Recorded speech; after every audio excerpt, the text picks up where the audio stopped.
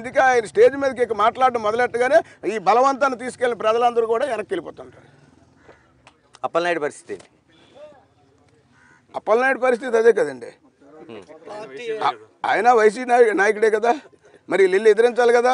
నాయన నువ్వు అక్కడ కూర్చొని మా గ్రాప్ పడిపోయింది అంటాను, నీ వల్ల మా గ్రాప్ పడిపోతుంది, ప్రజలు మమ్మల్ని తిడతాను, నువ్వు తాడేపల్లి ప్యాలెస్ వదులుకుంటాను, నేను అందులో కూర్చొని ఏమో ఫ్యాన్ కింద కూర్చొని ప్లాన్లు వేసేస్తాను, నీకేదో ఉందనుకుంటాను, నీ వల్ల మేము అందరం సచ్చారో బాబు, ఆ ప్రజలకు ఇచ్చిన మాటలు వాగ్దానాలు నిలబెట్టండి.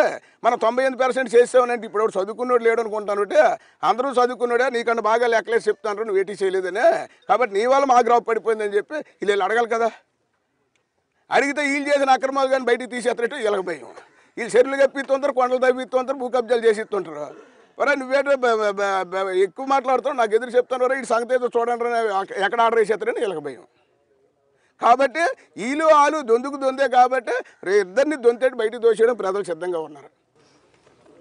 ఇలా మీతో పాటు మిగతా ఆశావాహులందరూ ఉన్నారు.